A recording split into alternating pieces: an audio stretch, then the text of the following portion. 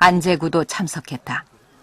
이들은 매년 2번 당시 세상을 떠난 이재문과 신양식의 길에 만남을 갖고 있다. 25년 전 그 시절은 개인의 의지나 목표대로 사라지지 않던 시절이었다. 그렇다고 모두들 제 목소리를 내며 산 것은 아니었다. 하지만 이들은 적어도 양심을 저버리지 않으려고 애쓰며 살았다. 그리고 그 대가로 결코 적지 않은 시간들을 옥살이로 보내야 했다.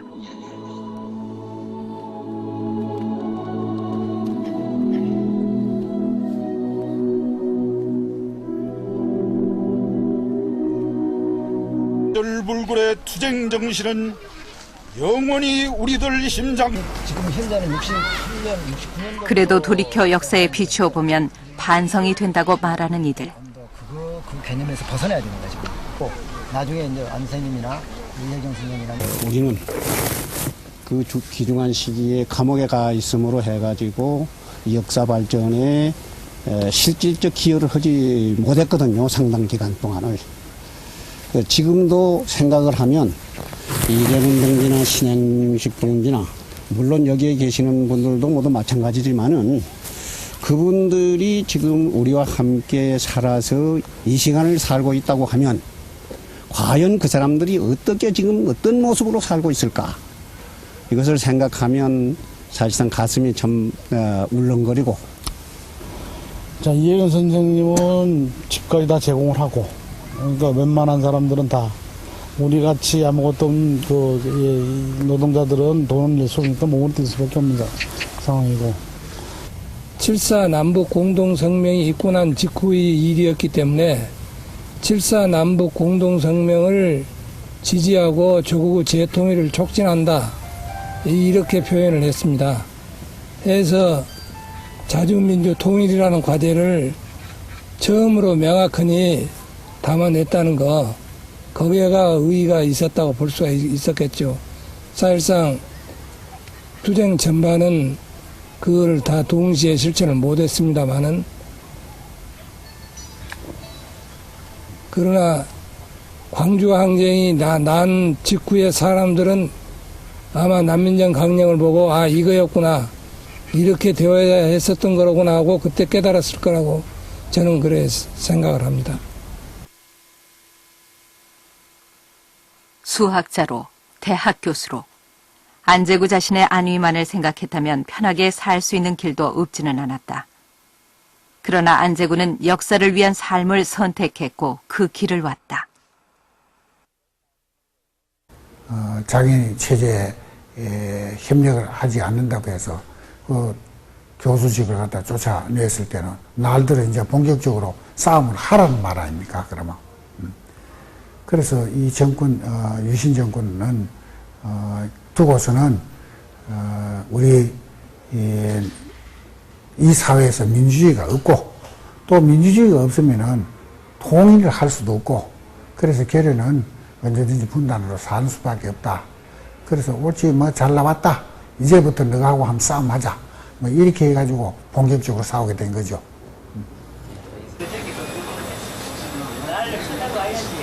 안재구의 남다른 길과 신념 뒤엔 아내 장수향이 있었다. 남편의 부재, 가장의 부재로 인해 남편의 옥바라지와 남은 가족의 생계가 아내의 몫이 됐다.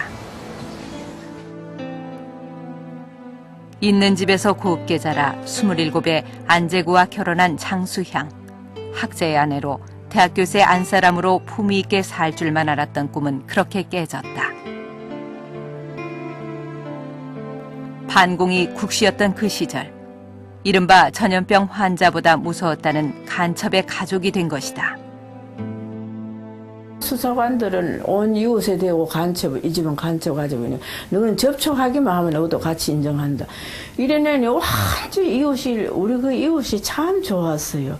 서울 와가지고도 내가 그 이웃이 진짜 이런 이웃, 서울도 이런 인심 좋은 이웃이 있나 할 정도로 아주 좋았는데, 그럼 어느 날 갑자기 이웃이 완전히 덩달고 심지어 뭐 바로 뒷집, 옆집 또 이렇게 보기만 하면 막 내가 이래 나가면 막 완전히 외면하니까 내가 어떻게 대문 밖을 나갈 수가 있어. 한번 상상을 한번 해보세요. 그래 이거는 뭐 죄인도 아니고 어쨌든 남편만의 죄인이 아니라 뭐 가족은 그보다 더한 지금 완전히 그래 이웃은 뭐 가게 가가지고도 가게 이래 가가 뭐 좀 하나 살락하면 좀 이 사람 좀 안 왔으면 좋겠다는 그런 표정이고 그래 뭐 친구고 뭐고 다 그때는 완전히 고립이 되어 있었어요. 당장 코앞에 닥친 생계 문제는 장수의 향을 변할 수밖에 없겠다.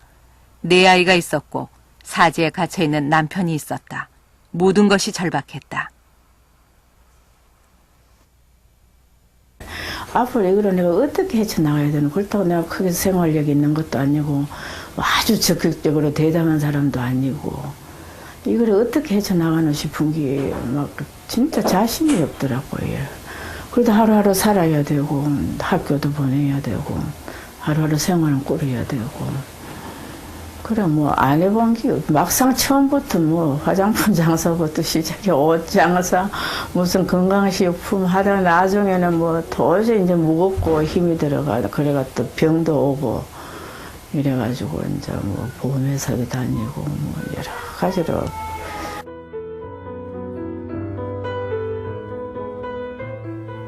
그렇다고 남편을 모두 이해한 것 아니었다. 남편은 왜 그런 일을 하는지, 그리고 누군가 해야 할 몫이라면 왜 하필 내 남편이어야 하는지. 장수양은 남편을 수없이 원망하기도 했다. 그래도 남편을 간방에 둔 아내는 결코 양산을 쓰는 법이 없었다.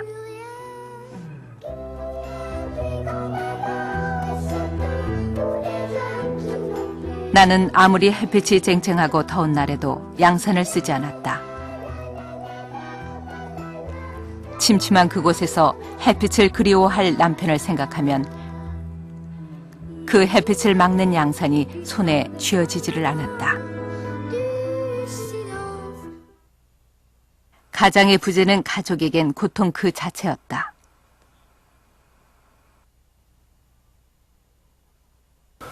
네, 뭐 그 초등학교 5학년 그 시절에 저도 뭐 사회가 뭔지 세상이 뭔지 하나도 몰랐기 때문에 근데 이제 아버님 구속되고 난 다음에 이웃에서 들려오는 이야기나 또 학교에 갔을 때 같은 반의 친구들의 시선이나 이런 게 간첩 자식 이런 시선이 굉장히 강했거든요. 그런 것을 이겨내기가 참 힘들었고 갑자기 닥친 가장 큰 어려움은 경제적인 것이었다. 아버지의 책을 태워 겨울을 났던 적도 있다. 가난이 부끄럽진 않지만 가족들에겐 아픈 기억이다.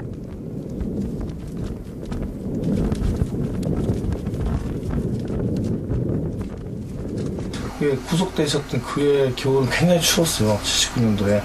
근데 뭐 갑작스런 이제 아버지 구속 때문에 다른 것보다도 이제 경제적인 어려움이 너무나도 컸고 그러다 보니까 이제 그해 겨울에 어느 날에는 집에 이제 연탄이 떨어졌을 때 그 연탄이 떨어졌는데 연탄을 살 수가 없고 그러다 보니까 할 수 없이 이제 집에 아버지가 가지고 있던 책들 중에서 전공서적이나 수학책은 이제 감히 손을 댈 수가 없고 잡지책이나 소설책이나 아마 제 기억으로는 창작가 비평이나 사상이나 이런 책들 같은 경우에도 이제 아그몽에 넣어가지고 땔감으로 써야 됐던 그런 기억이 아직도 생생하게 납니다. 안재구의 아이들에게 아버지의 자리는 늘 빈자리였고 아버지는 이별과 그리움의 존재였다. 아이들은 1년에 2번 방학 때 아버지를 면회하는 걸로 아버지의 빈자리에 대한